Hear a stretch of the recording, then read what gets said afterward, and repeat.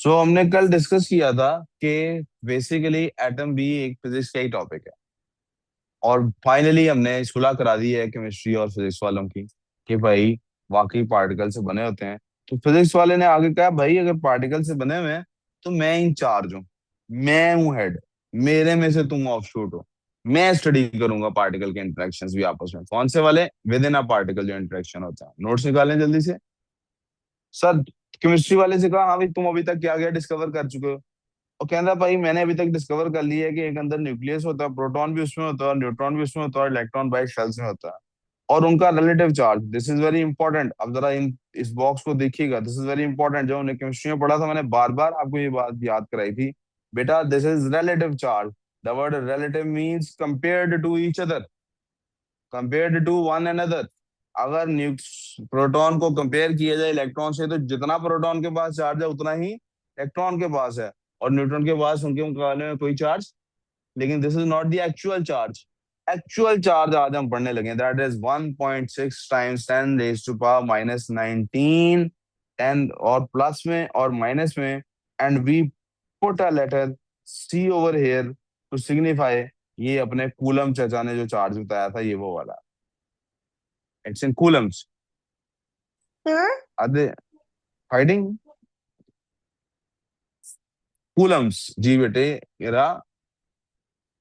uh, Polam, should I leave?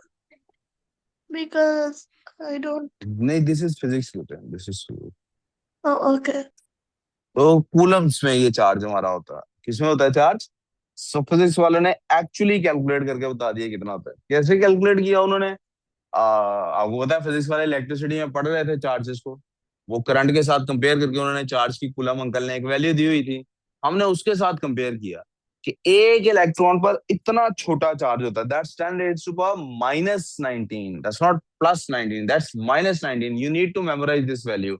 1 multiply जी, value का नाम क्या है, 1.6। बोले जी सब लोग 1.6 times 10 rays to power minus 19। दोबारा ही दोबारा 1.6, ऑनलाइन वालों की नहीं आवाज आ रही, times 10 rays to power minus 19। फिर ऑनलाइन वालों की नहीं आवाज आ रही, अली किधर हो आप। सर सर इतने सबके सिलेबस में आई है। बस सर जिंदगी ऐसी चलती है।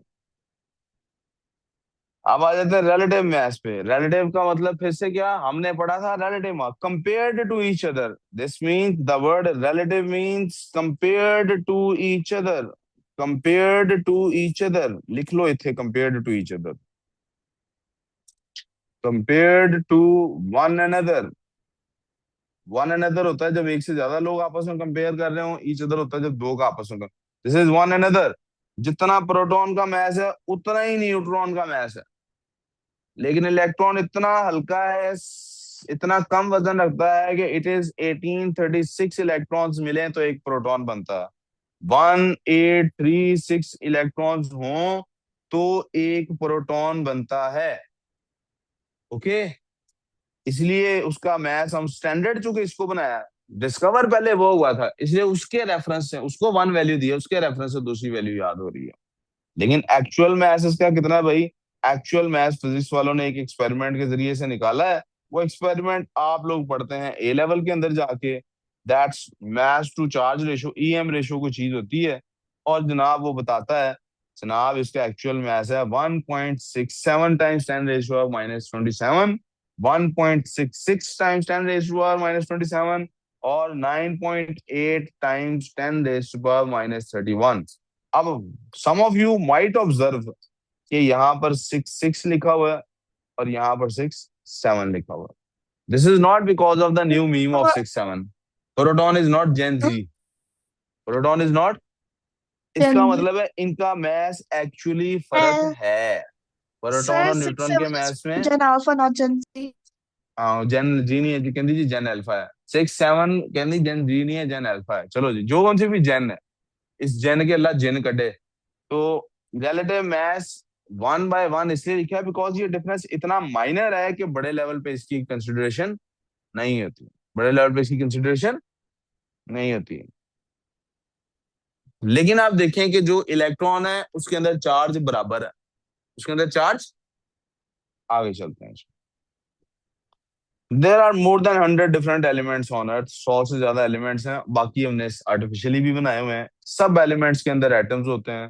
एटम्स डिफरेंट एलिमेंट्स के, atoms of different elements are different different होते हैं। कैसे? उनका सब एटॉमिक पार्टिकल्स की वजह से। आइडेंट सबके अंदर डिफरेंट होता है, डिफरेंस मैं पहले ये बता चुका हूँ कि न्यूक्लियस के अंदर 100 से ज्यादा टाइप के सब एटॉमिक पार्टिकल्स हैं, लेकिन हमने कौन से पढ़ने हैं? बस न्यूट्रॉन, प्रोटॉन, और उसके इर्द गिर्द एक पार्टिकल घूम रहा है, that's electron. Identity of an atom is the number of, हर किसी की भी आइडेंटिटी क्या होती है? उसके नंबर ऑफ प्रोटॉन्स होते हैं। क्या होती है? उसके नंबर ऑफ प्रोटॉन्स। भाई मैं पढ़ रहा हूँ, मुझे सुन लो। उसको हम जी से, कैपिटल जी से डिनोट करते हैं, और कभी कभी उसके साथ पॉजिटिव का साइन भी डाल देते हैं। इसको एटॉमिक नंबर कहते हैं। प्रोटॉन्स और neutrons are collectively known as, इनको इकट्ठा कर लें अगर प्रोटॉन और न्यूट्रॉन को, तो उन्हें जमा करके क्या कहते हैं? न्यूक्लियॉन्स। क्या कहते हैं बेटे? ये भी केमिस्ट्री वाला रिपोर्ट कर रहा है कि मैंने ये अभी तक आपस में डिसाइड कर लिया, वह हमने अपने कमरे में बैठ के ये तय कर लिया था। वो जब सुलह होती है तो आपस में आते हैं ना, हाँ भाई तुम्हारे कैसे दिन गुजरे, तो मेरे कैसे दिन गुजरे। तो अभी तक ये डिस्कस हो रहा है किसके कैसे दिन गुजरे। नंबर ऑफ न्यूक्लियॉन्स यानी sum of protons and neutrons is known as nucleon number और मास नंबर। एनी स्पीशीज, कोई भी स्पीशीज जो होती है that has an atomic number of number and nucleon number is known as a nuclide. कोई भी species जिसके अंदर, ये लफ्ज आपके लिए नया होगा शायद, कोई भी स्पीशीज जिसके अंदर नंबर ऑफ, जिसका कोई एटॉमिक नंबर है, कोई न्यूक्लियॉन नंबर है, उसको न्यूक्लाइड भी कहा जाता है। उसको क्या कहा जाता है? न्यूक्लाइड का मतलब क्या है? एक न्यूक्लियस इसका मतलब है, यानी शेल के अलावा वाला पार्ट। किसके अलावा वाला part? Example of nuclides are, देखो एग्जाम्पल ऑफ न्यूक्लाइड्स, सबके अंदर न्यूक्लियस है कि नहीं है? अब जरा गौर कीजिएगा, ये भाई के पास भी दो हैं, इस भाई के पास भी दो हैं। ये अल्फा पार्टिकल है। अल्फा को रिप्रेजेंट इस तरह भी किया जाता है और इस तरह भी लिखा जाता है, दैट्स फोर हेयर।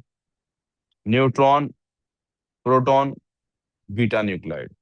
अब ये सारे न्यूक्लाइड्स कहलाते हैं। न्यूक्लाइड्स क्यों कहते हैं? इनका न्यूक्लियस के साथ कोई ना कोई ताल्लुक है, इनका न्यूक्लियस के साथ कोई ना कोई ताल्लुक।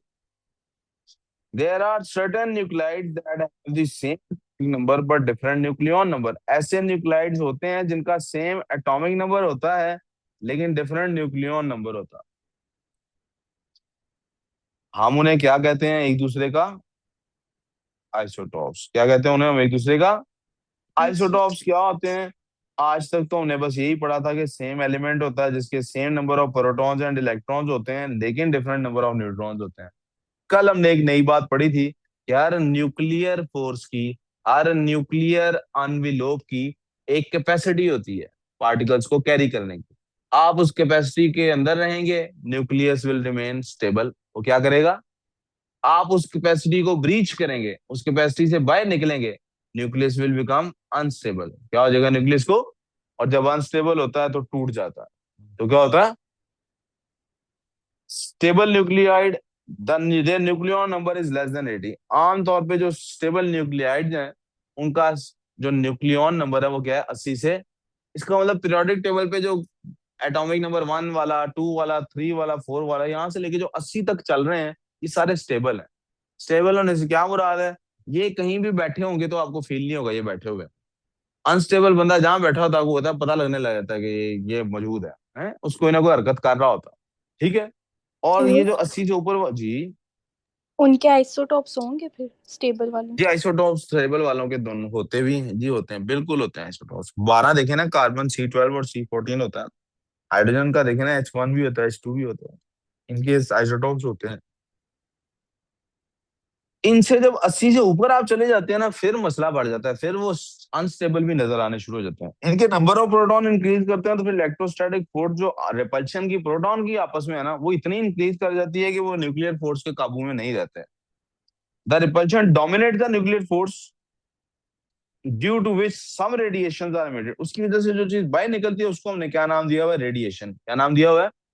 शायद इसकी वजह ये है कि हमने सबसे पहले रेडॉन में ऑब्जर्व की थी। रेडॉन एक element, I don't exactly know कि इसको रेडिएशन, शायद इसकी वजह रेडियो एक्टिव वेव्स है। लेकिन हमने इनका नाम क्या रखा, रेडिएशंस। ये रेडिएशंस का जो प्रोसेस है ये मैरी क्यूरी ने निकाला था। कल मुझे पता लगा कि दुनिया में सबसे ज्यादा जो नाम है रखा जाता वो क्या है, मारिया। मैरी क्यूरी से मुझे याद आ गया, मरिया वो बोल रहे थे इसको कि टॉप 10 नेम्स। मोहम्मद नाम टॉप 10 में 3 दफा आता है, नंबर 2 पे, नंबर 4 पे और नंबर 6 पे, नंबर 4 दफा, और डिफरेंट स्पेलिंग्स के साथ, MOH के साथ, MUH के साथ, डबल M के साथ। लेकिन ये मरिया सबसे ज्यादा आया हुआ है। मैरी क्यूरी असल में मैं तो आपको हम याद कराना चाह रहा हूँ। हम मरिया को छोड़ते हैं, आपने कोई और मरिया की तरफ ना चले जाएं।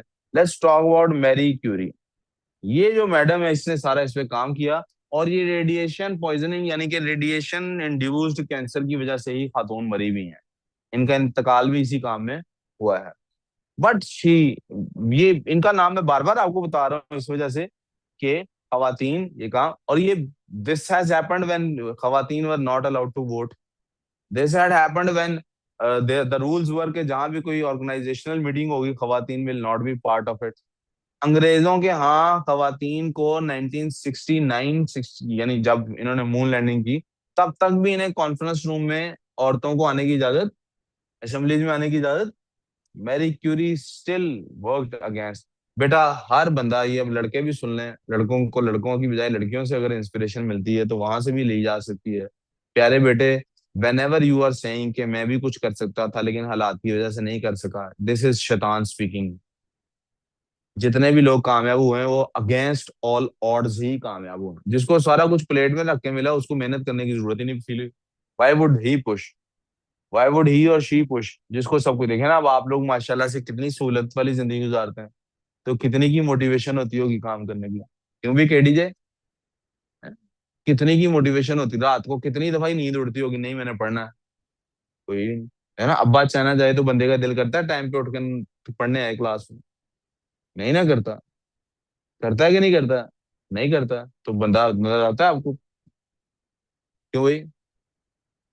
समझ आ रही मैं क्या कह रहा हूँ? ये मुश्किल हालात हैं जो बड़े आदमी बनाते हैं, आसान हालात बड़े आदमी नहीं बनाते।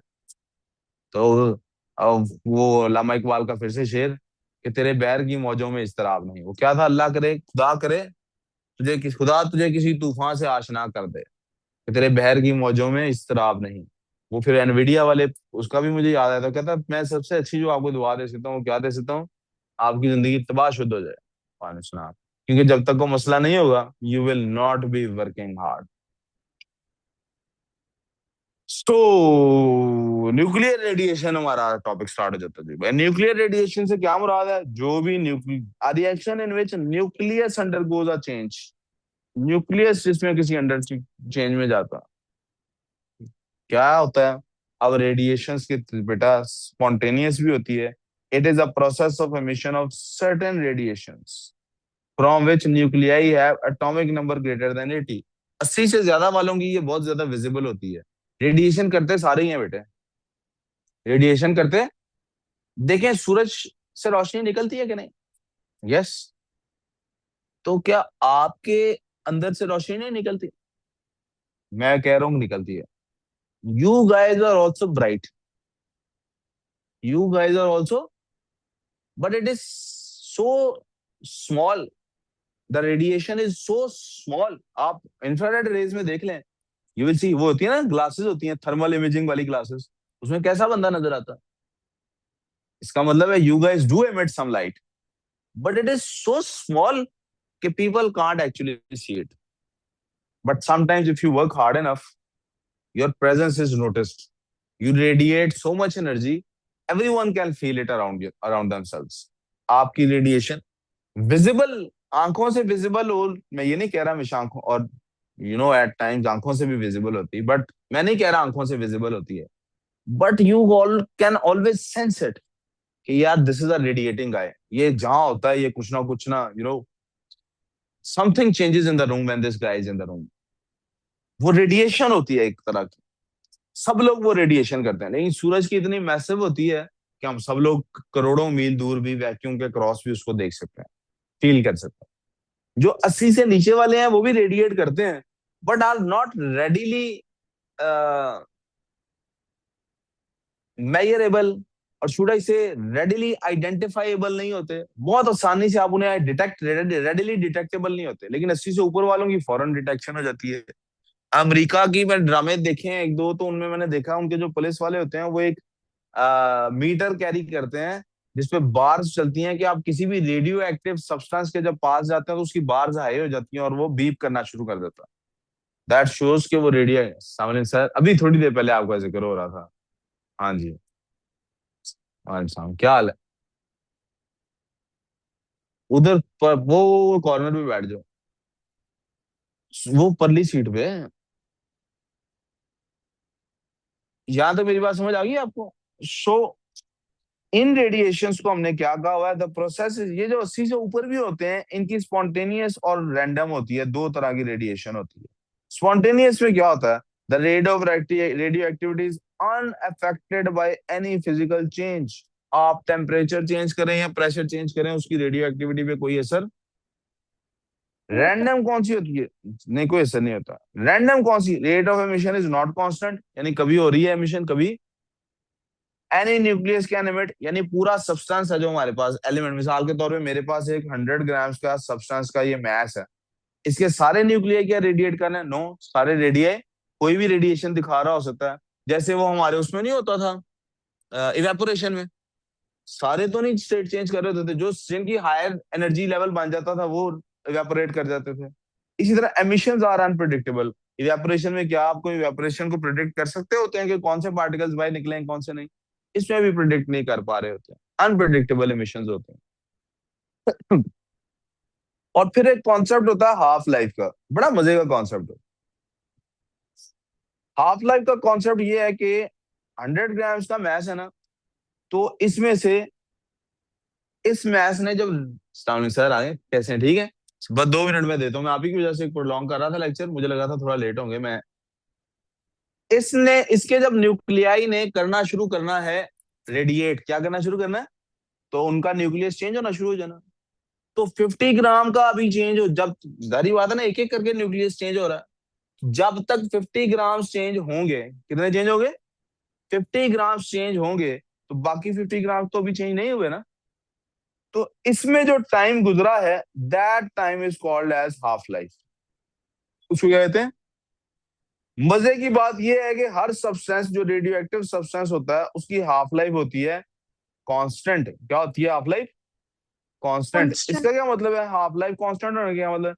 इसका मतलब है अगर 100 से 50 ग्राम होने में, अस्सलाम वालेकुम बच्चों, अगर 100 से 50 ग्राम होने में अगर टाइम लगे हैं 2 आवर्स, सपोज 2 आवर्स लगे हैं, तो प्यारे बेटे जब आपने जाना है 50 ग्राम से 25 ग्राम से, तब भी 2 आवर्स ही लगेंगे, तब भी चेंज नहीं होगा, हाफ लाइफ कांस्टेंट रहती है। समझ आ गई ये बात? हाफ लाइफ में फर्क। तो हाफ लाइफ का कॉन्सेप्ट क्लियर करते हैं। टाइप्स ऑफ रेडिएशन, अब हमारे पास 3 तरह के पार्टिकल्स हैं जो रेडिएट करते हैं। एक को हम कहते हैं अल्फा रेडिएशंस, दूसरी को बीटा रेडिएशंस और तीसरी को गामा रेडिएशंस। ठीक है, आगे इन सबका Just कंपैरिजन है। like, जी बेटे, जी just बोलो। like the generation. Just like the generation, generation को यहाँ से नाम मिले। अभी मैंने क्लास खत्म नहीं की बेटे। No no no no no no no no. जी जी जी कर देता हूँ, 1 minute sir. This is alpha particles, alpha radiations are positive, these are beta radiations, they are negative, आगे लिखा भी होगा, these are gamma radiations, they are neutral, इनके ऊपर कोई चार्ज, वेव्स हैं ये क्या है? कोई मसला यहां तक? ये इन तीनों का कंपैरिजन है। ऑफ कोर्स नेक्स्ट क्लास में हम इनका कंपैरिजन पढ़ेंगे और सबसे इंपॉर्टेंट चीज जो ये इक्वेशंस हैं वो याद करने की कोशिश करेंगे। अब रिकॉर्डिंग क्लोज करता हूँ और आपसे एक मशवरा मांगता हूँ।